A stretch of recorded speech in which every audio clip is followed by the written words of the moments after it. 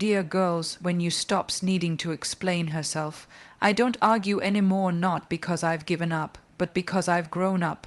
I've realized that silence is not weakness, it's wisdom, that walking away is not surrender, it's self-respect. That understanding someone's patterns is far more powerful than debating their words. You see, once upon a time, I would waste hours, maybe even days, trying to make someone see my worth. I'd try to convince them of my heart, explain my perspective, and beg for understanding. And all it ever did was drain my spirit and dim my light. Now I watch how people treat others when no one's watching. I watch how they speak when they're angry, how they behave when they think they're right, how they love when it's no longer convenient. I watch how apologies are made not just with words, but with changed behavior. I watch everything, because the truth isn't in what they say, it's in what they do when they think I won't notice. I've become a student of energy. I learn the rhythm of people's souls before I let them close to mine. I learn who brings peace and who brings storms. I learn what triggers my spirit and what heals it.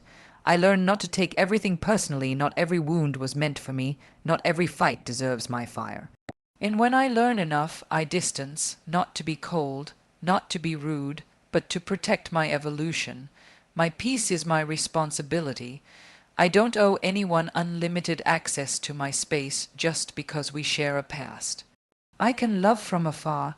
I can forgive without reconnecting. I can release with grace. This is not arrogance, this is survival.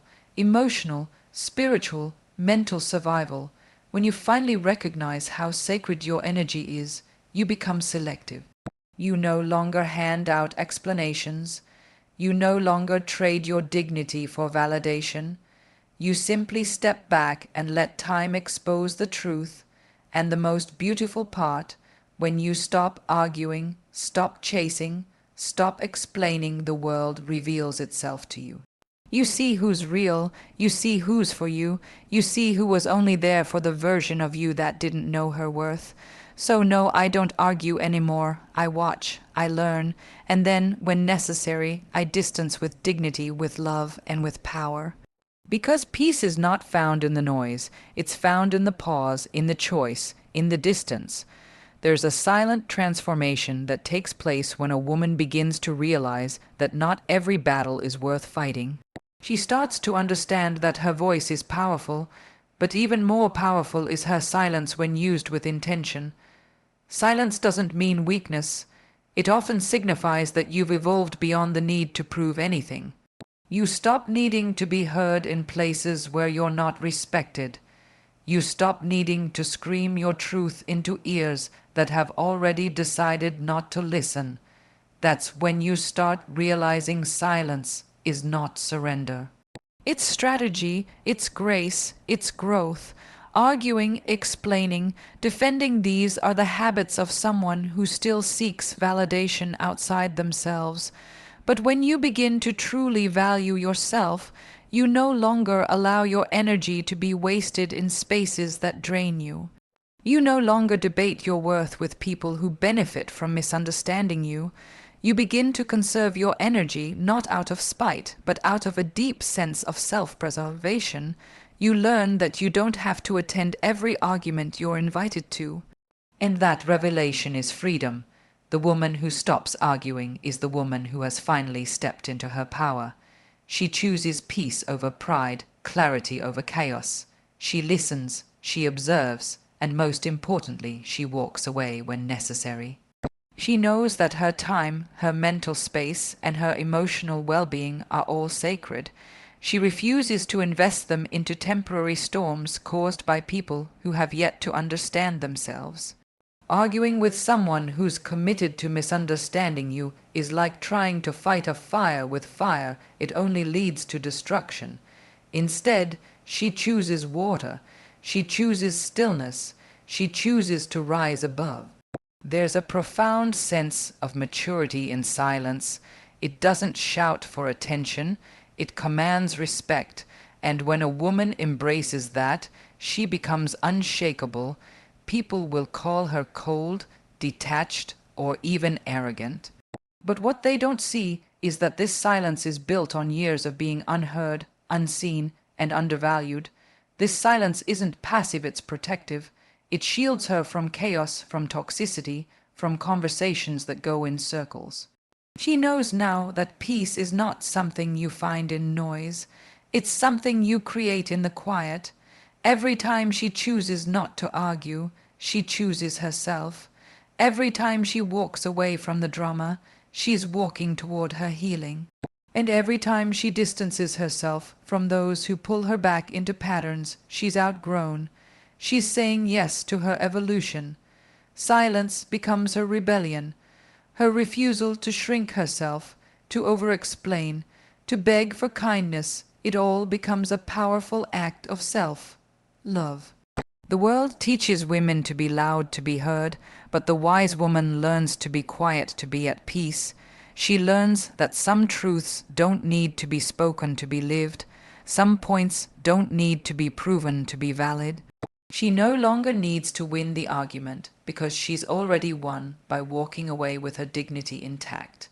And in that silence, she finds a version of herself that no argument could ever reach, stronger, calmer, freer. True wisdom doesn't always come with age sometimes. It comes with enough betrayal, enough disappointment, and enough silence. After a while, you stop listening to what people say and start paying attention to what they do. Words become cheap when they're not backed by consistency, and so you begin to watch. You begin to observe patterns, not promises.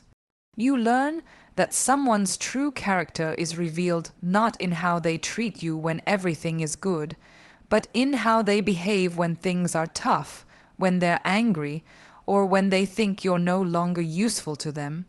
When you watch, you stop interrupting their masks. You let them show you who they are without trying to fix or change them. You no longer waste time decoding mixed signals or analyzing contradictions. Instead, you collect data. You begin to understand that energy doesn't lie. You feel the shift in tone, the lack of presence in their eyes, the hesitation in their touch, and slowly the illusion fades. What you thought was real begins to unravel, not because they told you the truth, but because you finally learned how to see it for yourself.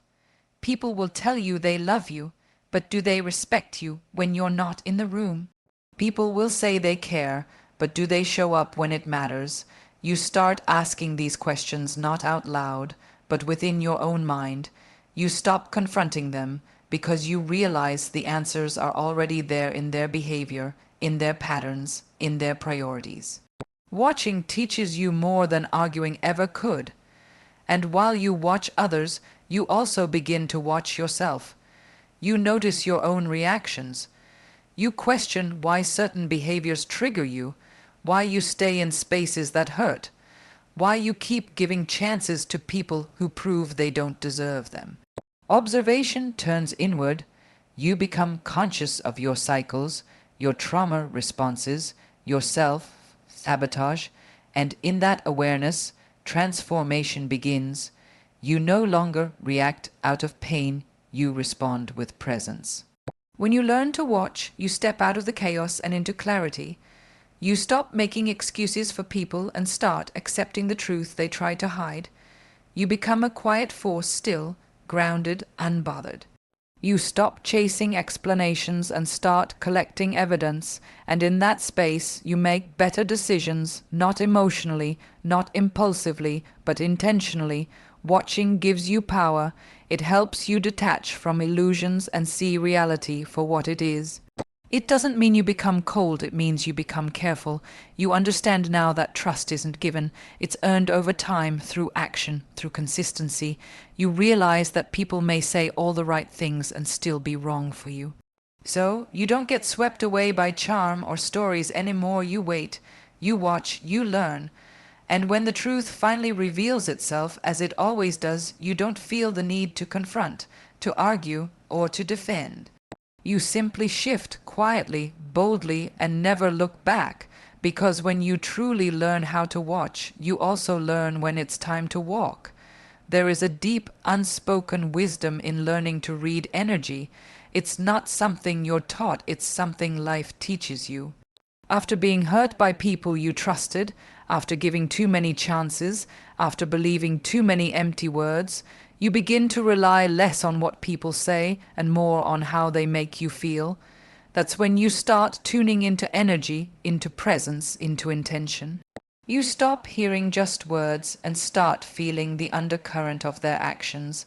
That's where the truth always lives, in the energy behind the mask. You walk into a room and feel when something is off. You speak to someone and sense their detachment even if they're smiling. You pick up on the shift in tone, the delay in response, the silence that suddenly feels louder than any words ever could. You learn to observe how you feel after talking to certain people. Are you drained, anxious, unsettled? Or are you at peace, inspired, calm? That feeling is your truth. That feeling is your guide. And when you begin to truly honor that internal radar, you start choosing differently. You choose peace over popularity. You choose solitude over shallow company. You choose depth over drama. You no longer need to fit in with everyone because you've learned that not all company is good company. Not all love is healthy love. Not all attention is genuine. Some people are only close because they benefit from your confusion. The moment you begin to see clearly, they lose control. So they distract you, pull you into arguments, make you question your intuition. But when you've learned to read energy, none of that works anymore. You also learn to take responsibility for the energy you bring. You become aware of your reactions, your triggers, your own patterns. You recognize when your body tightens around certain people, when your soul resists certain situations, when your gut screams that something is off. And instead of ignoring it like you used to, you listen. That's self-respect. That's healing. That's evolution. Sometimes protecting your peace means distancing yourself from people you once called family. It means saying no without guilt. It means letting go of relationships where your presence is only appreciated when it's convenient.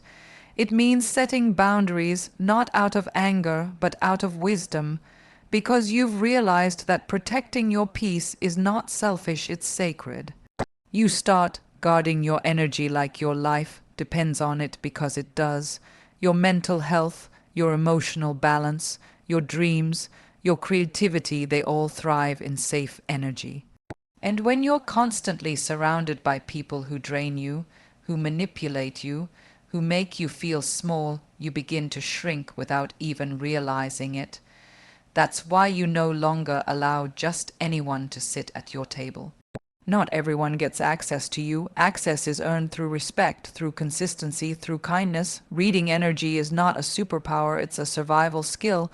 It's the wisdom that comes from paying attention. It's the quiet voice that whispers before the chaos begins. And once you start honoring that voice, life begins to shift. The chaos fades, the right people stay, the right doors open. And most importantly, you find peace not because the world changed, but because you finally listened to yourself. There comes a moment when you realize that choosing distance isn't about cutting people off, it's about choosing yourself. It's about recognizing the difference between healing and harming, between growing and being stuck. You stop chasing explanations, you stop proving your intentions, and you stop negotiating your value with people who only see you through the lens of their convenience. You realize you've been shrinking yourself to fit into places that were never meant to hold your full light, and so you begin to distance, not to hurt them, but to honor you. Distance is clarity. It's the space you give yourself to breathe, to hear your own voice again, to remember who you were before their chaos consumed your peace. It doesn't mean you don't care anymore. In fact, sometimes distance is the most painful form of care, because it means you loved deeply but loved yourself more. You stop trying to save someone who's drowning in denial. You stop trying to fix what didn't break you. You no longer carry emotional weight that was never yours to hold. That's when you begin to protect your own spirit, and when you start choosing distance, people will misunderstand. They'll call you cold, selfish, heartless, even ungrateful. But what they don't understand is everything you endured silently before you stepped away, the nights you stayed even when your soul begged you to go, the way you kept giving chances until it broke your own heart. The forgiveness you extended without ever receiving an apology. They don't see that your distance isn't revenge, it's recovery. It's the quiet decision to stop bleeding for people who wouldn't even offer you a bandage. You begin to understand that you can love someone and still walk away, that you can wish them well and still protect yourself, that loyalty has limits, and one of those limits is your own well-being. You don't need to destroy someone to let them go. You just need to choose peace over pain. And that peace starts the moment you realize that you are no longer obligated to keep explaining your worth to people who refuse to see it. Distance gives you perspective. It shows you what was real and what was just habit. It reveals the ones who valued your presence from the ones who merely enjoyed your silence. You begin to differentiate between those who respected your soul and those who were addicted to your attention. And with every step back, you gain strength.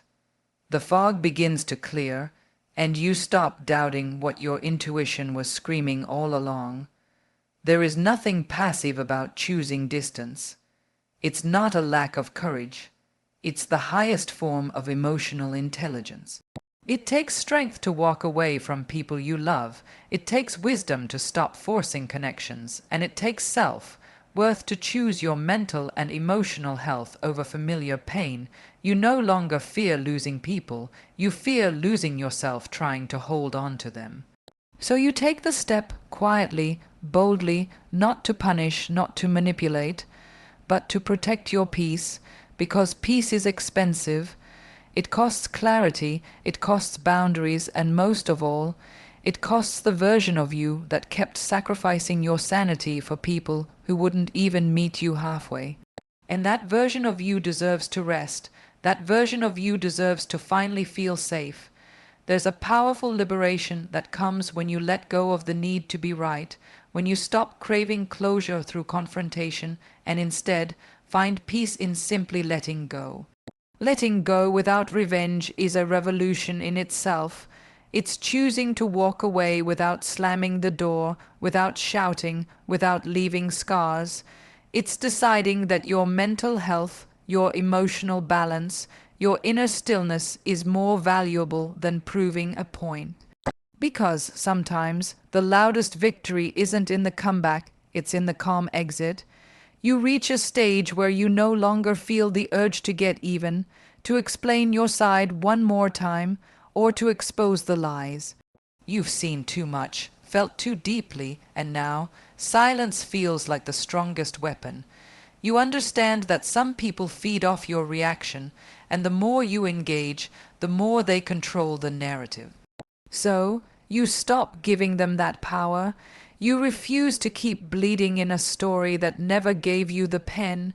You write your own ending, not through rage, but through release.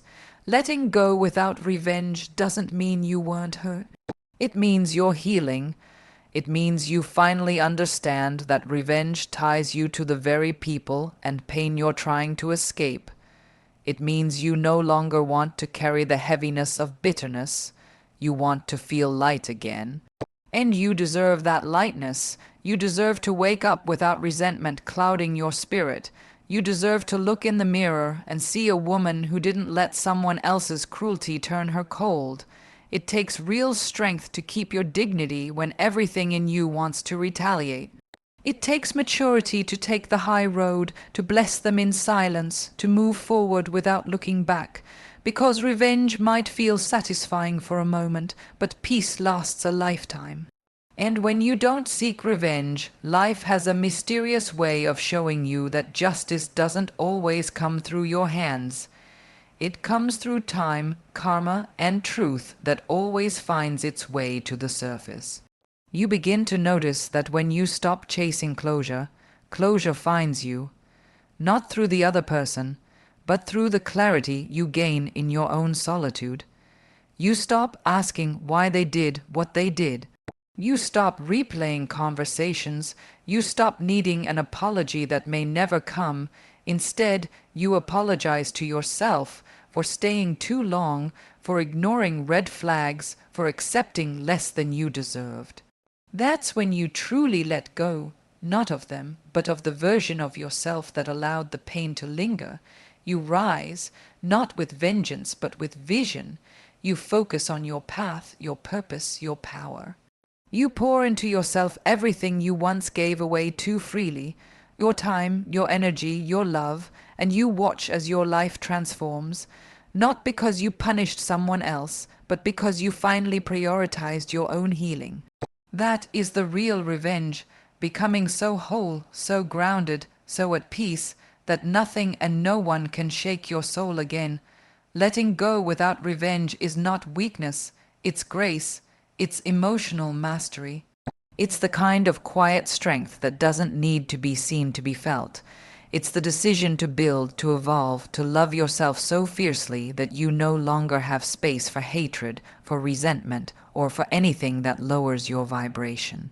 Because the best revenge is always this: a soft heart, a clear mind, and a life lived well. Boundaries are not walls, they are bridges to self-respect. They are not punishments, but protections. When you begin to set boundaries, it's not because you've stopped caring. It's because you've started caring about yourself. You realize that love without limits turns into sacrifice without return.